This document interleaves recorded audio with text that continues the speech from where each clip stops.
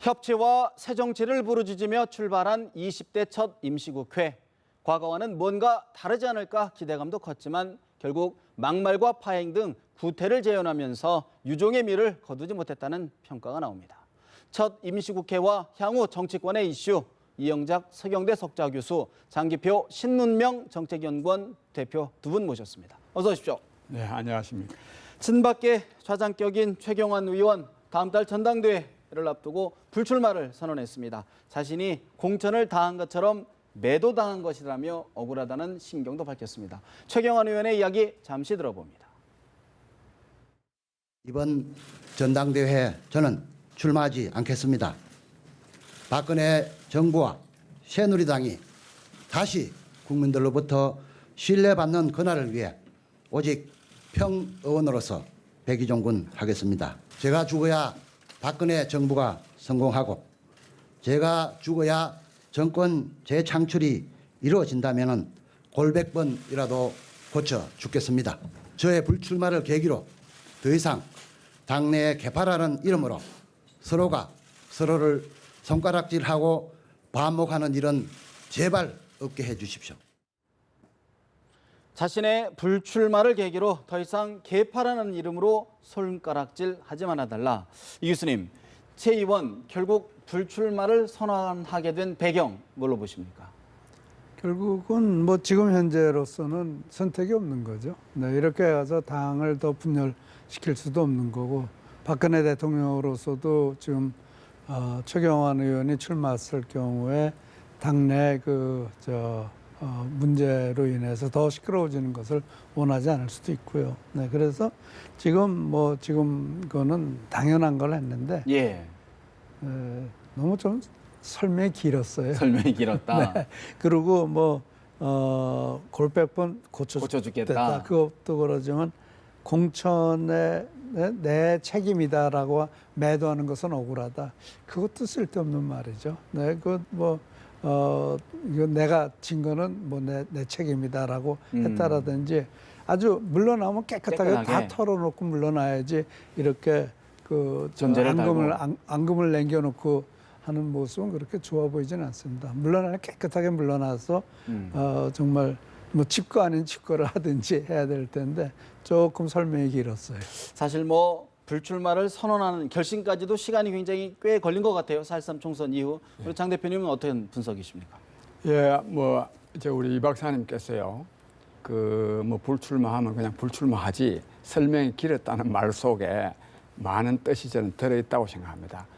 저 아직도 좀 미안한 얘기지만 아직도 그러니까 이 사태를 제대로 파악하지 못한 거죠. 출마를 안 하는 게 아니라 못 하는 거고, 그 다음에 또 자기에게 책임이 없어서 억울한 것이 아니라 전적으로 책임이 있죠. 책임이. 책임은 또 이한구 씨한테 또 있지만은, 그러나 최경환 씨한테 중대한 책임이 있습니다.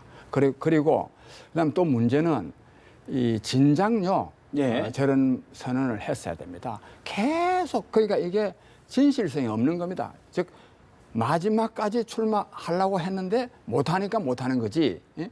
끝까지 하고 싶었던 거죠. 그래서 친박은 지난번 선거 때 이 참패한 것을 계기로 해가지고 정말로 친박 자꾸 내세우면 국민으로부터 외면받는다는 걸 알아야 되고, 그다음 끝으로 자기 불출마하면서 이제 제발 개파 소리 하지 마라. 네. 그 말 할 자격이 있습니까?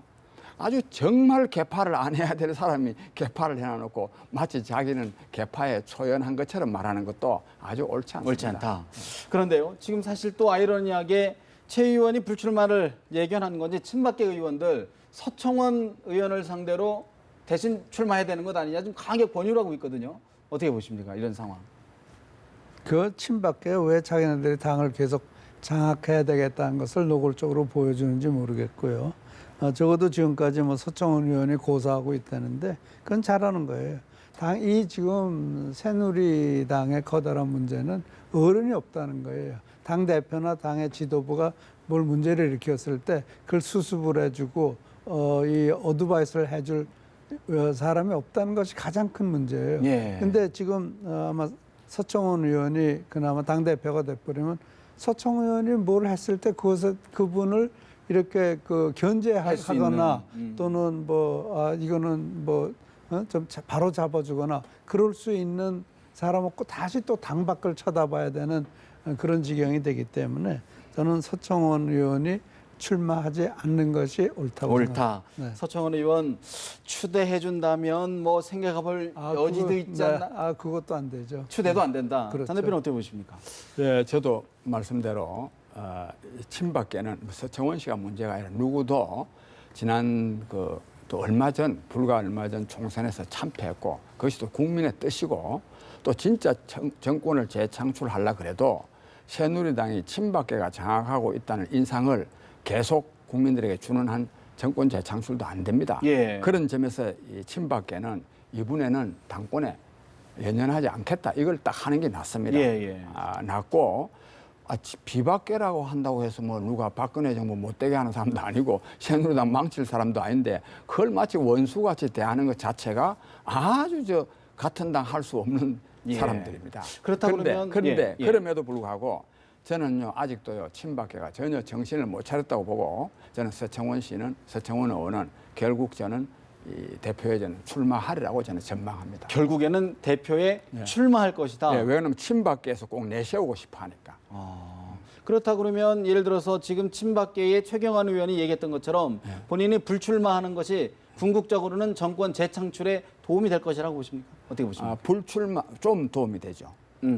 아니 크게 도움되는 건 아니지만은 어쨌든지 그 친박계가 좀 자중하는 것은 좀 도움이 되죠. 예. 그런다고 해서 국민들이요, 최경환 씨 불출마했다고 해서 이제 친박계가 이제 좀 정신 차리는 모양이다. 그래 생각할 사람 아무도 없습니다. 그러니까 안 하는 게 아니라 못 하는 거예요, 밀려서. 예. 그래서 이번에 서청원 씨까지도 또 만약에 출마를 하지 않는다면 안 예. 하면서 또 그다음에 친박계가 모여가지고 진짜 회의를 해가지고 이번에는 하여튼 우리가 후보를 내지 말자 딱 결의를 한다면 국민들이 정말 친박계가 이번에 좀 자중한다 이런 인상을 갖게 될 겁니다. 결국에는 서청원 의원도 불가피하게 출마를 할 것이다. 예, 친박계가 밀어 올리죠. 밀어 올릴 것이다. 어떻게 보십니까? 그건 잘못하는 거죠. 그러니까 제가 친박계가 어떻게 할 거라는 것에 대해서는 제가 모르지만 서청원 의원은 당을 위해서라도 나오면 안 되는 거고요. 지금 친박계에서 이주영 의원 사실 친박이라고 하지만 이주영이라든지 이런 분들이 출마한다고 그러잖아요. 예. 그럼 이정현 의원도. 네, 이정현 의원. 예. 그분들한테 그 외 또 비박계 정병국 의원도 있고 김용태 의원도 네, 있고 그런 분들한테 자리를 양보를 해줘야죠. 그래서 적어도 이 국민들이 봤을 때 당이 새로운 모습을 갖춰가고 있구나, 새로운 리더들이 나타나기 시작하구나. 그런 모습을 보이는 것이 중요할 것 같죠. 이게 지금 최경환 의원 안 나온다 그러니까 이번에는 서청원 의원 밀겠다. 그거는 국민들한테 눈높이에 설득력을 갖지 못한다. 네. 근데 일단 비박계 쪽은 굉장히 좀 반색인 것 같아요. 김용태 출마를 선언한 김용태 의원 만시지탄이지만 사필 규정이다라고 얘기했는데 앞으로의 새누리당 전당대회 당권 경쟁 어떤 구도로 좀 갈 거로 보십니까? 저는 지금 당의 구도가 어떻게 결정됐는지 모르겠지만요. 지금 현재 상황에서는 저는 집단 지도 체제로 가는 것이 옳다고 생각합니다. 네, 그래서 최고위원들과 거기서 당 대표 한 분을 예. 호선을 하든지 뽑든지 그렇게 하고 그다음에 최경환 불출마에 대해서 예. 그렇게 반색하는 모습도 좋은 모습은 아니에요. 아니다. 네, 예를 들어서 여기 보니까 김무성 대표가 당을 위한 충정이다 이렇게 했는데 김무성 대표가 좀 더 관대하게 최경환 의원에게는 앞으로도 기회가 많을 것이다라든지 그래서 좀 관대한 모습을 보이고 포용하는 모습을 보였더라면은 더 좋았지 않았을까? 더 좋았지 않았나 이런 생각을 합니다. 근데 김무성 대표 정당 민주주의 이번 기회에 반드시 실현해야 된다라고 얘기한 거 보면 친박계 또 일침을 놓은 거거든요. 어떻게 보십니까? 비박계의 입장. 그런데 방금 말씀하신 대로 사실 김무성 씨가 이런저런 말 할 지금 위치에 있지 못하죠. 저도 말을 되도록이면 좀 자제해서 내가 이렇게 말하는 거고요. 근데 문제는요, 이 친박이냐 비박이냐가 문제가 아니라 이 새누리당 전체가 어떤 국민들에게 희망을 줄 만한 새로운 비전을 제시하고 있지 못한 것이 문제입니다. 그래서 심지어는 당내 의견을 전체적으로 조율해서 의견을 대외적으로 표명할 수 있는 대표도 제대로 못 갖추고 있습니다. 근데 이거는 또 새누리당만의 문제도 아닙니다. 뭐 잘 아시는 바와 같이 집권 여당인 새누리당, 제1야당인 더민주당, 또 3당이라고 하는 새로운 말하자면 희망의 국민의당. 떠올른 국민의당 전부 다 이제 비대위 체제입니다. 즉 외부에 있는 사람이 들어가서 지금 당 대표를 맡고 있습니다. 이런 비정상이기 때문에 우리 지금 국민들 입장에서는요, 뭐 친박이 이기냐 비박이 이기냐 뭐 이런 게 문제가 아니라 한국 정치가 정말로 네. 근본적으로 바뀌어야 되고 그런 차원에서 새누리당도 다른 야당들도 정말로 근본적으로 바뀔 수 있도록 노력하는 것이 정말 필요한 때다. 저는 그렇게 봅니다. 그런 측면에서요. 그런 측면에서 그러면 앞으로 있는 전당대회가 그런 계기가 될 거라고 보십니까, 그런데 대표님께서? 계기가 안 돼요. 왜 안 되느냐 하면 여기 지금 출사표를 저도 이제 이렇게 보거든요. 전부 다 비박은 친박 책임론 돌리고 또 친박은 친박이 주도해야만 된다 그러고 또 누구는 또 뭐 영남 출신이라 되고 누구는 또 뭐 호남 출신이라 되고 이런 말입니다. 그러니까 이게 저는 또 이 새누리당만의 문제가 아닙니다. 대선 후보로 거론되는 사람들 아십니까? 예. 보통 때로는 뭐 일면 전체 이렇게 한 면이 전체가 나오는데 거기 보면요. 제대로 된 비전을 제시하는 게 하나도 없습니다. 전부 다 정치 공학적인 말하자면 누구하고 연대하고. 누구 비판하고 뭐 네, 누구 네. 연대하고 이런 것만 하면 이래 가지고는요. 정치가 잘 될 수가 없습니다. 그런 면에서요. 그런 면에서 조금 새누리당 전당대회 사실은 이제 최경환 의원도 불출마 선언을 하고 유승민 의원도 사실상 불출마 쪽으로 좀 기우는 것 같은데 네. 전체적인 흥행이 좀 김이 빠지는 것 아니냐라는 분석이 나옵니다. 흥행이 김이 빠지더라도요. 당이 지금 뭐 어제 그제 그 중앙일보 여론조사 같은 걸 본다면 저 당은 무슨 당인가? 저 당이 과연 영혼이 있는 정당인가? 정말 우파 유권자들까지도 유권자들이 걱정을 하는 정당이 되고 있단 말이에요. 네. 그러니까 지금 당의 지도부도 중요하고 경선도 중요하고 그렇지만 중요한 거는 당의 정체성을 잃어가고 있어요. 이념적 정체성. 정체성이 없어요. 이게 저게 보수 정당이냐, 저게 우파 정당이냐, 저게 무슨 정당이냐. 상상력이 없다. 또 영혼이 없다. 그 사람들이 그런 얘기들을 해요. 상상력이 없어요. 맨 청와대만 쳐다보고 있는 것 같고요. 그 당에 대한 정체성은 청와대에서 나오는 것 같은데 또 그것도 아닌 것 같고 정말 오락가락하고 있다고. 그래서 저는 이번 정당대회가 예. 누가 지도부가 뽑히느냐도 중요하지만 그것도 더 중요한 건 장원장도 그 말씀하셨지만 당의 비전을 이번에 세우는 것이 더 중요하다고 생각합니다. 그 비전을 세울 수 있는 주도적인 역할을 누가? 그건 당에서 해야죠. 당 자체가 해야 당 된다. 자체가 해야죠. 어떤 개인이나 인물이 아니라 아니고 그리고 더더군다나요. 지금 저 당에는 한 개인이 당을 지도할 수 있는 힘이 있는 사람이 아무도 없어요. 친박이 됐건 비박이 됐건 아무도 없어요. 그래서 제가 아까 이 집단 지도 체제로 가야 된다고 얘기를 한 거고요. 당의 비전을 세울 수 있는 사람도 없어요. 그러니까 그거는 당에서 당이 당원들이 책임을 지고 우리 정당은 이런 정당이고 중지를 좀 모아가야 된다. 그렇죠. 그래서 우리 정당은 정말 이런 정신을 이어받은 정당이다. 네. 그거를 이번에 확실하게 세우는 것이 중요할 것 같습니다. 그런 의미에서 오늘 새누리당 의총에서 지도체제 앞으로 전당대회 룰을 놓고 난상 토론을 벌인다고 하는데요. 의견이 약간 어떻게 갈리는 것 같습니다. 먼저 의견 잠깐 들어볼까요? 제가 볼 때는 저도 뭐 많은 의원님들과의 또 대화도 해보고 했는데 또 비례혁신위원회에서 결정한 집단 지도 체제에서 단일 지도 체제로의 변화가 한번 시도해보는 것이 맞다고 얘기하는 의원들이 많았습니다. 왜냐하면 과거 집단 지도 체제 하에서 뭐 예를 들어서 김무성 대표 체제 하에서 여러 가지 당에 대한 분란 이런 부분은 저희가 많은 부분을 또 문제점을 발생을 했고 어려움을 겪은 부분을 저희가 다 보았기 때문에 금일 본회의 직후에 개최되는 의원총회는 그동안 비대위가 논의 결정했던 지도체제 개편 문제, 모바일 투표 문제, 의원 특권들이 높이던 혁신한 내용을 위원님들께 보고하고 위원님들의 의견을 수렴하게 되겠습니다.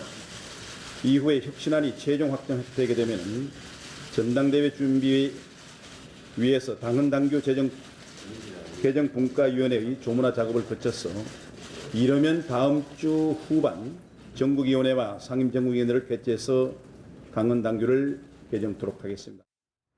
강석호 새누리당 의원, 단일 집단 지도 체제로 변화를 시도해보는 것이 좋지 않나 하는 의원들의 의견이 많다. 이런 이야기를 했는데요. 장 대표님, 자, 지금 이 부분 결국은 이제 최고위원과 대표를 따로 뽑는 이 부분에 대해서 비대위는 따로 뽑자 얘기했는데 좀 아직도 의견이 모아지지 않는단 말이죠. 어떤 결론 예상하십니까?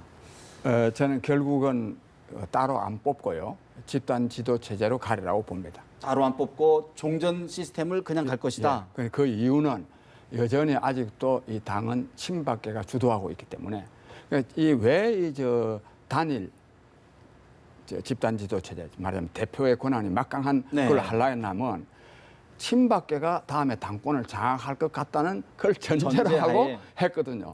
근데 이 막상 해보니까 지난번에 선거 때 막 얻어맞아가지고 이 친박계가 대표된다는 확실한 보장이 없단 말입니다. 그래서 잘못하면 또 대표 못 되면 또 최고위원도 못 되고 이러니까 다시 또 이 집단 지도체제로 또 넘어옵니다. 그러니까 이런 식으로 하면 안 됩니다. 이걸 또 국민들이 모릅니까? 이런 속임수. 그래서 저는 이번에 꼭 그 이론적으로만 말하면 뭐든지 집단 지도체제가 좋습니다. 그러나 이번에는 어느 쪽에 하든지 단일 지도체제를 해가지고 대표가 권한을 행사하고 만약에 맨날 저렇게 해놔요. 나누어 먹기씩 하고 이렇게 하면 안 됩니다.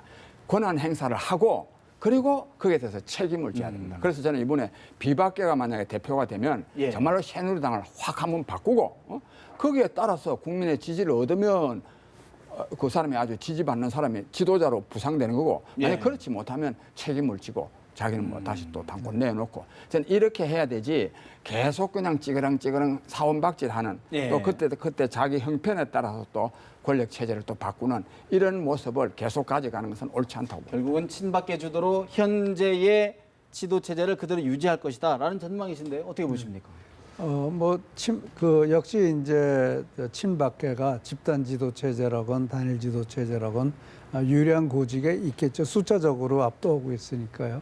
그러나 이번 당 지도 체제는 내년 대통령 경선의 의미가 있기 때문에 경선 룰을 룰을 결정하는 거기 때문에 이게 친박이 독점을 해버린다라든지 친박이 단일 지도 체제로 가서 당권 행사를 통해서 자기네들에게 유리한 그런 경선 룰을 만든다라든지 하면 그때 가면은 그때 되면 당이 어떻게 될지 몰라요. 그거는 정말로 돌이킬 수 없는. 돌이킬 수 없는 어떤 그 상처를 입을 수가 있겠죠. 그러니까 실제로 뭐 그런다고 해서 당이 어떻게 될지는 잘 모르겠어요. 전에 박근혜 대통령도 2002년도에 탈당한 적도 있었고 손학규 씨도 이제 그것에 대해서 불만을 품고 당을 탈당을 하고 뭐 그런 일이 많이 생기지 않았습니까? 과거에 박산정 씨도 그런 이유로 탈당하고 그래서 논란을 많이 일으켰는데 그것이 절대 바람직한 건 아니란 말이에요. 그래서 이것이 당이 특히 차기 대권 경선에서 어떻게 어떤 그 지도 체제를 갖는 것이 그래도 가장 공정하냐? 저는 이것이 굉장히 주요 포인트가 될 것이다. 중요 포인트가 돼야 한다고 생각합니다. 그런 측면에서 보면은 현재 시스템이 더 공정할 수가 있겠죠. 공정할 수 있다. 누구 특정인한테 힘을 밀어주는 거는 친박계든 비박계든 잘못될 수 있다. 그런 말씀이시군요. 그러니까 당내 분란이 커질 수가 분란이 커질 수 있다. 누가 맞더라도. 그런데 뭐 그런 문제도 있고요. 있는데요. 하여튼 이 국민들에게 새누리당이 변화된 모습을 보이려 그러면 비박계가 당권을 장악해야 됩니다. 이것이요.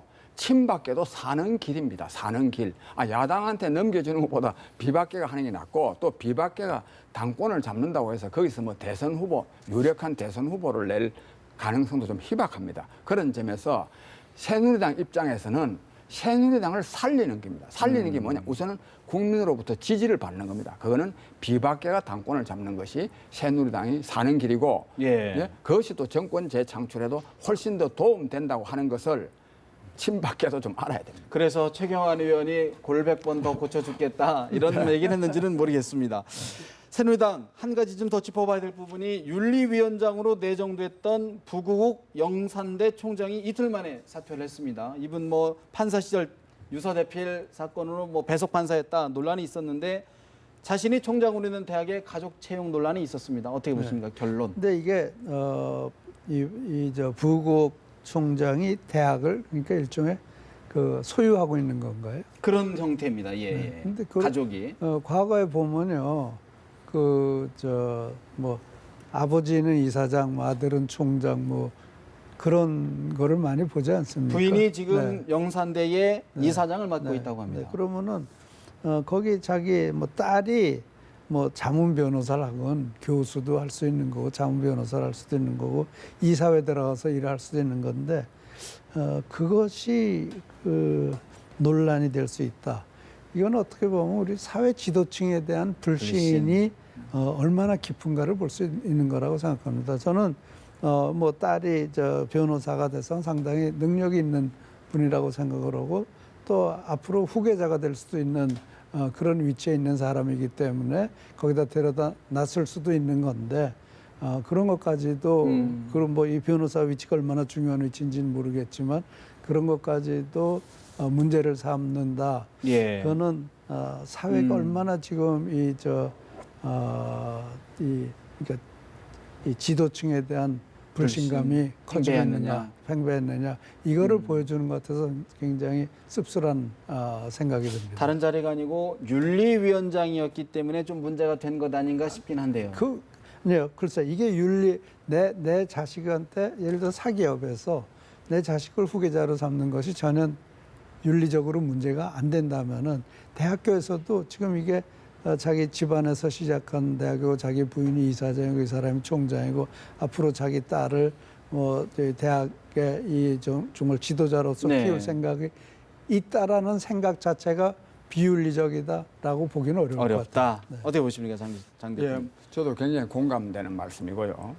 그런데 뭐 저도 그분 저는 근데 잘 모릅니다. 네네네. 이 대학이 뭐 예. 아마 부친이 세웠거나 아마 그렇지 않을까 싶은데 하더니 뭐 돈을 내 가지고요. 그 영산대학교가 상당히 규모가 커졌습니다. 저는 잘은 몰라도 그래서 그 뭐 가족들이 그걸 맡아 하는 거는 그거는 기본적으로 법에 위반된 것도 아니고 또 틀린 것도 아닙니다. 본래 학교를 세울 때는 자기네들의 이 건학의 이념에 따라서 교육을 하려는 생각, 뭐 진실되게 말하면 그렇지 못한 면이 있지만 어쨌든지 하여튼 그런 측면이 있기 때문에 그렇고 또 그 뭐 자기 아들인지 딸인지 뭐 자문시키는 것도 저는 뭐 별로 잘못되다고 보지 않는데 근데 문제는 어디 있느냐면 두 가지인데요. 물론 윤리위원장을 외부에서 하는 것도 일리는 있습니다만 그러나 이 정당이요. 당 내에서 뭘 좀 제대로 공정하게 엄정하게 처리할 수 있는 사람을 구하지 못하는 게 문제고 또 우리 사회 지도층들이요. 문제 있다 하니까 그냥 이미 저 사람은 문제 있는 사람이 되어붙습니다. 즉 전반적으로 그렇습니다. 특히 새누리당 주변에 또 이 박근혜 정부 주변에 요즘 이 다른 뭐 여러 가지 산업은행이며 뭐 대우해양조선 뭐 또 네. 변호사 문제 얼마나 많습니까? 여기에 이제 이 사람도 도매금으로 넘어가는데 어쩔 수 없죠. 알겠습니다. 지금 두 분이 말씀하신 것처럼 하실 말씀 있으시고 아니 뭐 이 문제에 대해서는 저는 예. 정말 우리 사회 지도층이 이거 별거 아닌 거 가지고도 이렇게 사회 문제가 되고 있다는 거는 잠시 전에도 말씀드렸지만 사회 지도층에 대한 불신. 네. 그게 얼마나 그게 팽배했는가. 더 근본적인 그게 더 굉장히 문제이지 큰 않나. 문제라고 생각합니다. 알겠습니다. 어차피 불신 사실은 뭐 사회 지도층의 또 역할도 있지 않나 싶습니다. 네. 더불어민주당 이야기를 좀 해볼까요? 지금 더불어민주당 초선 의원들이 바쁜 길목에 발목을 잡고 있는 것 같습니다. 조홍천 의원에 이어 어제 대정부 질의에서 표창원 의원의 질의가 문제가 됐는데요. 표창원 의원의 발언 잠시 들어보실까요? 그리고 학교폭력 전담 경찰관의 선발 기준을 인지도와 호감도 두 가지로 평가합니다. 그래서 여학교에는 잘생긴 젊은 남자 경찰관, 남학교에는 예쁜 여자 경찰관. 결국 이런 사태가 벌어지는 것은 예견돼 있었고요. 아울러 경찰관들에게 부여되는 점수 중에 가장 높은 것이 홍보 점수입니다. 홍보를 잘하면 7점, 기사에 보도되면 중요 범인 검거하면 5점입니다. 이런 것들이 지금 이 사건을 만들어냈고 은폐하도록 유도한 것입니다. 예, 뭐 논란에 대해서는 제가 뭐 사과를 드리고요. 표현 자체에 그 오해를 불러일으킨 여지가 분명히 있었던 것 같고요. 다만 그 말씀의 요체는 경찰에서 학교 전담 경찰관을 선발하면서 기준을 두 가지로 내걸었습니다. 하나는 인지도고 두 번째는 호감도고요.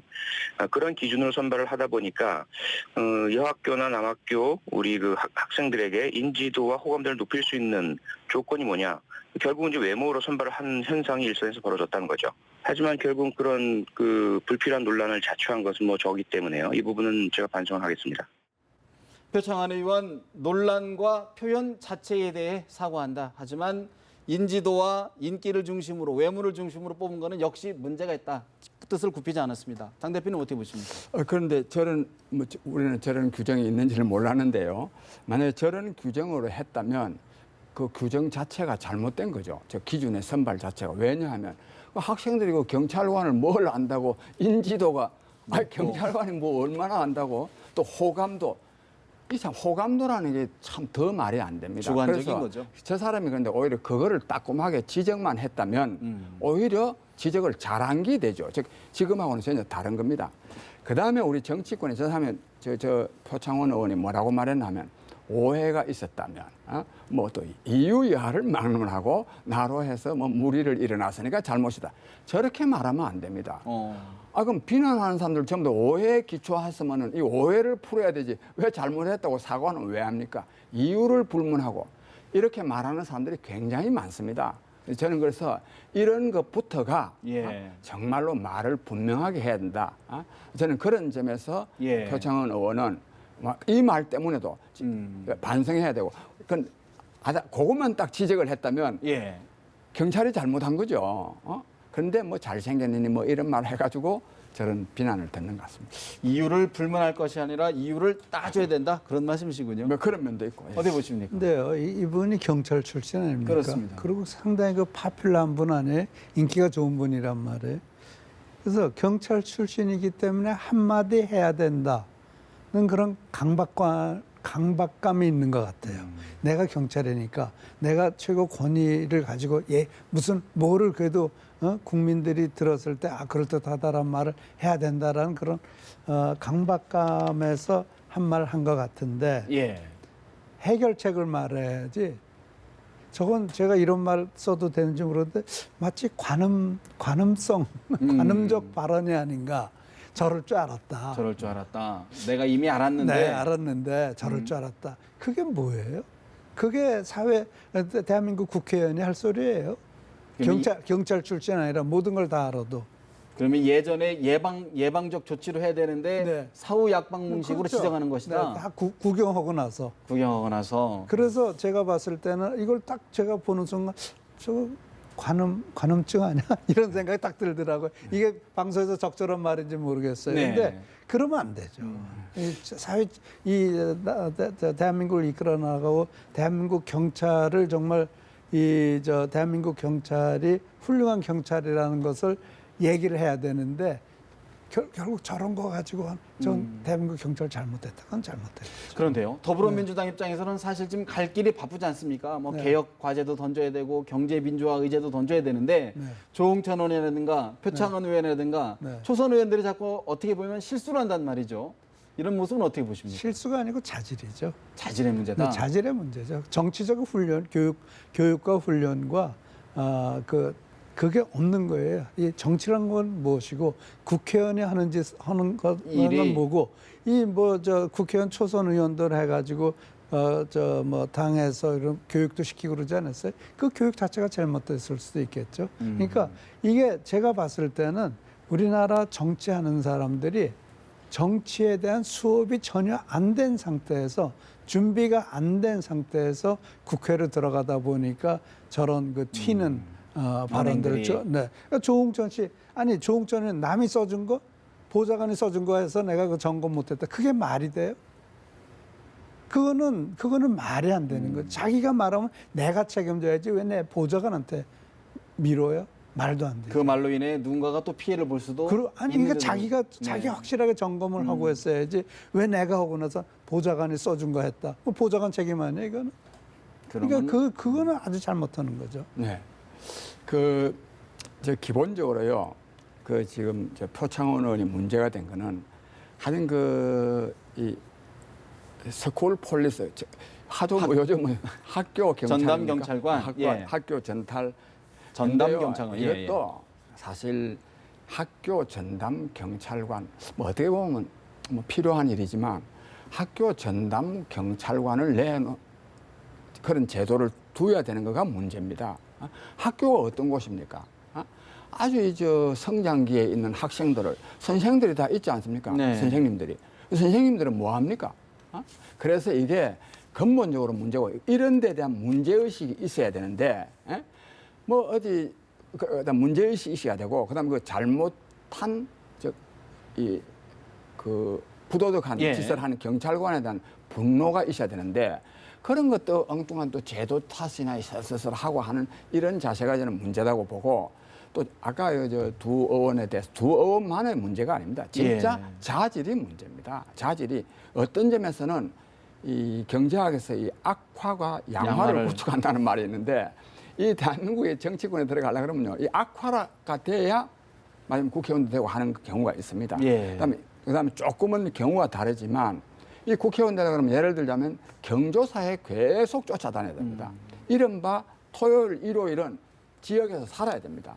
지역 주민들과 이렇게 많이 접촉하는 게 좋은 면은 있지만 우리 공부도요, 월요일부터 금요일까지는 학교 공부 따라가야 되고 제대로 된 공부는 토요일, 일요일 해야 됩니다. 그런데 토요일, 일요일 맨날 그 지역에나 따라다니고 말입니다. 이러니까 이게 얼마나 세상이 지금 급변하고 있는데 이런 데 대해서 열심히 말하자면 정보를 취합해서 분석하고 해도 모자랄 판인데 즉 전반적으로 도덕적인 자질이나 또는 이 정책적인 비전에서의 자질이 부족해서 저는 이런 현상이 일어난다고 봅니다. 결국에는 역량 있는 정치인을 좀 단계적으로 좀 이렇게 양성시킬 수 있는 시스템이 필요하지 않냐 그런 말씀을. 저는 이 학교 경찰에 대해서 한마디만 더 보태자면 학교 전담 경찰관이라고 그러는데 그게 아니고요. 제가 봤을 때 필요한 건 학교 경찰이 필요해요. 학교 경찰. 네, 학교 경찰. 그래서 학교에서 뭐 폭력 문제라든지 이런 모든 문제를 관리해 줄 수 있는 그런 전문 교육을 받은 사람들. 그러니까 그런 분들은 뭐 나이가 좀 드신 분들, 지금 뭐 50, 60 지나서 은퇴한 분들, 그런 분들이 거기 가서 애들 지도도 하고 학교 내 문제도 해결해 주고 하는 그런 소위 스쿨 폴리스. 스쿨 폴리스가 제도를 각 뭐 교육감, 교육청에서 도입을 해가지고 그래서 그런 스쿨 폴리스 제도를 도입을 한다면은 전담 경찰은 그 사람들은 급여도 많이 받는 분들일 거 아니에요. 그러니까 은퇴한 분들 건강하고 그분들 교육시켜가지고 학교 문제, 학교에서 발생할 수 있는 문제만 해서 카운슬도 하고 스쿨 폴리스 역할도 하게 하는 그런 제도를 경찰 소속이 아니라 교육부, 교육청 소속의 어떤 경찰 제도를 한번 도입해보는 것도 검토해봐야 된다. 그런 말씀이시군요. 알겠습니다. 국민의당 이야기 좀 한번 짚고 넘어가 볼까요? 오늘 박지원 비대위원장이 임시지도부, 차기 전당대회까지 이끌 지도부를 발표했는데 지역 안배는 하지 않겠다. 그러면서 사실 호남 쪽을 좀 이렇게 인력을 좀 줄였는데 호남 쪽에서는 좀 볼멘 소리도 나오는 것 같아요. 어떻게 보십니까? 그 볼멘 소리 나오는 게 잘못이고요. 근데 하나만 아까 그 스쿨 폴리스, 뭐 학교 전담 경찰도 좋은데 우리 학교들요, 초등학교, 중학교, 고등학교 보면 학교 폭력 신고처, 뭐 남부 검찰청, 남부지청 이런 게 더 그 정문 앞에 붙어 있습니다. 요즘은 또요 아동 학대 신고 112 이렇게 또 붙어 있습니다. 이러면 이거 안 됩니다. 일어나야 된다. 아니야, 일어나가 아니라 학교 폭력, 학교가 왜 폭력이 일어나야 됩니까? 선생님들이 계신데, 또 아동 학대, 그 맨날 그 정문에다가 그걸 크게 써붙여놨거든요. 그 정문에 애들이 다 보면서 아동 학대, 이거는요.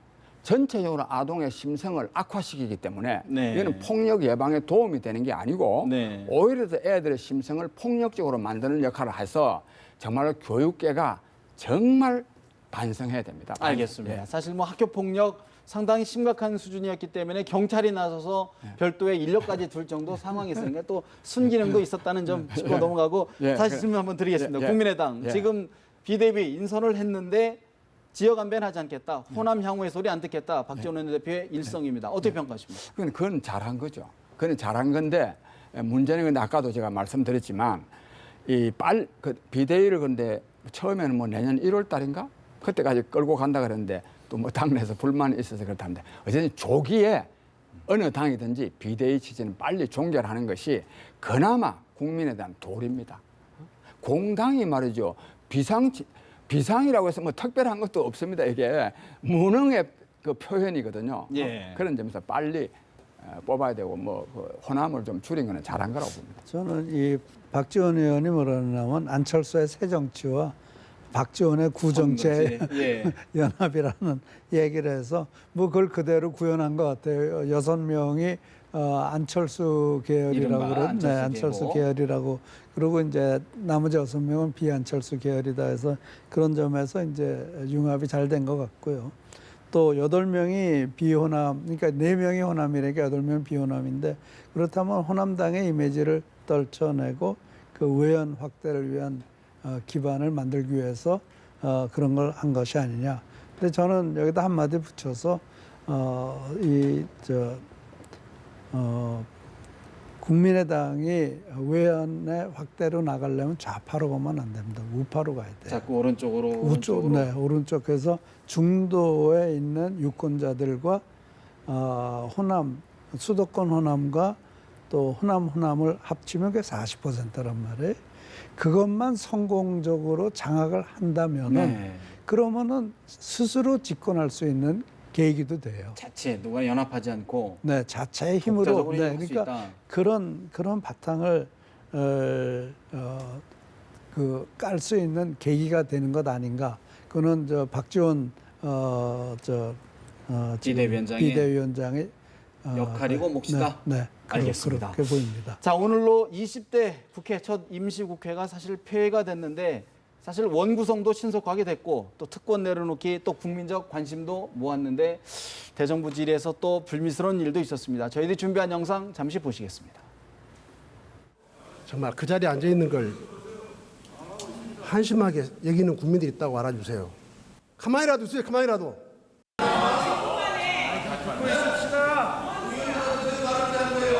이윤재 의원.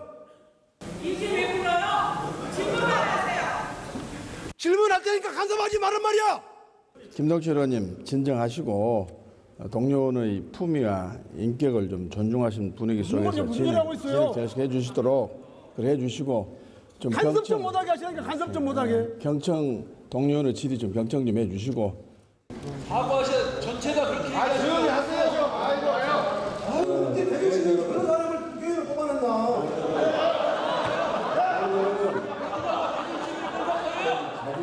대전 시민을 거론하는 등 일부 부적절한 표현에 대해서도 유감의 말씀을 드립니다. 20대 국회 여러 가지 의미, 국민의 기대 속에 출범을 했는데 저렇게 사실 파행을 빚다 보니까 여러 중요한 현안들이 좀 묻힌 것 아니냐라는 또 좀 우려가 있거든요. 어떻게 보십니까, 이 교수님? 당연하죠. 그런데요, 제가 하나 물어보고 싶은 거는 대정부 대정부 질문 제도가 왜 필요하죠?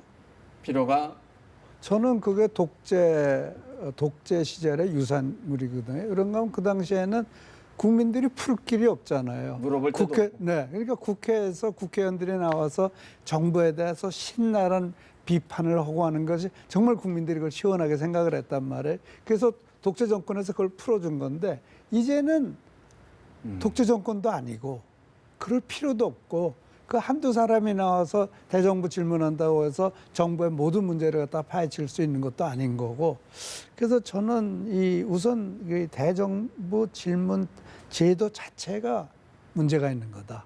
그건 뭐 각 상임위별로 필요 없는 사람들 장관이고 불러다 물어보면 되지. 네. 거기서 뭐 상대방 국회의원에 대해서 이러고 저러고 소리하고 뭐 이 정부와는 전혀 관련 없이 또는 대통령 비방하는 예. 그건 아니죠. 정책이 잘못된 거를 신랄하게 해야 되는데 정책 잘못된 것이 그렇게 한두 가지밖에 없어요. 예. 그리고 거기서 한 사람이 나와서 할 수 있는 건가요? 그것도 아니지 않습니까? 제도 그래서 자체가 제도가 필요 없는 제도 때문에 생기는 이런 문제. 파행을 빚고 있는 것 아니냐라는 이런 지적이신데 이거를 어떻게 보십니까? 저는 정말 필요 없는 제도라고 생각해야 됩니다. 근데 뭐 저는 그 점에 견해를 달리 하는데요. 저는 대정부 질문이 필요하다고 생각합니다. 왜냐하면 우리 국민들이 다 뉴스 추적해가면서요, 뭐 상임위원회에서까지 다 알 수 있는 게 아닙니다. 그래서 중요한 문제는, 즉 소소한 아주 디테일한 문제는 저 상임위원회에서 하더라도 큰 문제는 정부를 좀 질책도 하고 할 필요가 있는데, 문제는 왜 저런 일이 일어나느냐 하면 제대로 된 내용을 가지고 할 말이 있으면 저는 욕할 시간이 어디 있습니까? 시간이 제한되어 있는데 제대로 된 할 말이 없고 인기 끌려 그러니까 총리 보고 그냥 뭐 총리 부하냐 뭐 이런 식으로 말이지, 인신공격성 발언을 해가지고 또 저러면 또 좋아하는 또 사람들이 또 많이 있어요. 그것도 또 문제입니다. 그래서 저는 정말로 이 국정 운영과 관련해서 제대로 된 내용을 가지고 있으면 저런 현상이 안 생길 텐데 그런 내용이 없기 때문에 저런 사원박질이 일어납니다. 근데 야당에서는 정부 측이 너무 무성의하게 답변을 해서 자꾸 저런 일을 벌어지는 거 아니냐 얘기도 하는데. 근데 그걸 무성의하게 답변하면 그거를 제대로 추궁을 해서 무성의하게 답변함을 하고 있음을 국민들이 알 수 있도록 만들어야죠. 그래서 저런 식으로 욕을 해버리면 무성의한 거는 다 덮여버리고 그냥 욕한 사람만 나와가지고 다시 또 뭐 유감스럽다는 해명이나 하고 앉아있고 말이죠. 결국요, 이 대한민국 옛날에는 독재 정권에서는 사실 이 이슈가 다 정치적인 이슈였다고요. 그러니까 문제가 간단했어요. 그러니까 신랄하게 비판하고 그것에 대해서 면책특권으로 보호를 받고 그 국민들은 그거 들으면서 시원해하고 그럼 한번 일과성으로 지나가면 또 정부는 독재 정권은 자기 걸로 했는데 이젠 그런 시대는 아니에요. 이제는 상당히 깊이가 있어야 되고 테크니컬해야 되는데 테크니컬한 걸 가지고 이 대정부 질문한다고 일반 국민들이 그걸 귀담아 듣겠어요. 국회라는 것은 국회의 기능은 입법입니다. 입법을 위해서 저 기능이 필요하냐? 저는 저 기능이 필요 없다고 생각합니다. 근데 저는요, 이번에 지금요 산업은행이 주도해서 대우 해양수산 부정 문제 아니십니까? 이런 거는요, 그 하나하나 뭐 검찰 조사 차원에서 감사원 차원에서 조사할 것도 있지만은 이 정부가요 얼마나 무책임하고 무능한지를 이걸 국민들이 좀 알게 해야 됩니다. 그래서 그거를 상당히 체계적으로 정리를 해가지고 제대로 좀 정부를 공박을 해야 됩니다. 근데 거래를 못하고 뭐 서별관 회의 뭐 청문회하자. 청문회라는 건 시간 끌어가지고 유야무야시키는 것이 아주 이제 국정조사거든요. 그래서 그런 거. 그래서 이번에 이 질문도 그런 거를 좀 제대로 해야 되는데 막연하게 그냥 현 정부의 인사가 잘못했다고 해서 또 야유성으로 발언하다가 또 뭐 저쪽에서도 말 나오니까 또 뭐 부하냐 이렇게 막 엉망진창. 지역적인 그래서 부분으로. 저는 우리 이 박사님이 그런 말씀도 일리가 있지만은 그러나 저는 이 정부가 굉장히 잘못하는 게 보통 많은 게 아니라고 생각합니다. 그래서 이런 거는 국민 전체가 볼 수 있도록 또 국회의원들도 제대로 좀 한번 그 자리에서 공감할 수 있도록 야당 의원들이 제대로 좀 정부를 질책하는 발언을 잘 정리해서 저는 발언해서 국민적인 공감을 얻어야 된다고 생각합니다. 입법도요, 국민이 지지를 해야 입법이 이루어집니다. 그런 부분에서 제도의 문제냐, 국회의원들의 또 질의 문제냐, 자질의 문제냐 이런 문제를 했는데 시간이 없어서 짧게 한 질문씩만 드리겠습니다. 지금 이제 내일 모레 박근혜 대통령이 여당 의원들하고 회동을 하지 않습니까? 어떻게 보십니까? 글쎄요, 이거는 박 대통령으로서는 당과 관계를 재정립하기 위한 계기로 보이는데 이번 계기를 통해서 당을 통합시키는 계기가 돼야 되지 않나. 그래서 그 과거에 뭐 유승민 의원이나 비박과의 어떤 갈등 같은 거는 이제 다 씻어버리고 아마 이번에 다시 또 유승민 의원과 어떤 작은 갈등이라도 보인다면 국민들은 정말 등을 돌릴 겁니다. 유승민 의원 보내주지 않았습니까? 대구에서. 그럼 충분히 다 인정이 된 거예요. 그러니까 이번에는 정말 당을 통합시키고 대통령은 당에서 손을 놓는 계기가 돼야 된다. 이렇게 여권의 재결집 계기가 돼야 되고 된다. 또 당을 놓고. 어떻게 보십니까? 내일 뉴스의 초점은요, 박근혜 대통령이 유승민 의원을 어떻게 대하느냐가 이게 초점일 겁니다. 청와대에서는 연구를 잘해가지고 방금 말씀하신 대로 또 뭐 지난날 그런 일도 있었지만 또 친했던 때를 생각하면서 원만하게 했다는 그런 보도가 나올 수 있도록 아마 연구를 해야 되지 않을까 싶습니다. 알겠습니다. 사실 이번 임시국회 의원 특권 내려놓기가 화두였는데 9월 28일 시행을 앞둔 김영란법도 관심인데 구멍이 숭숭 뚫렸다는 비판이 나오는 것 같습니다. 그 부분도 지켜봐야 될 것 같습니다. 오늘 말씀 여기서 줄이겠습니다. 고맙습니다.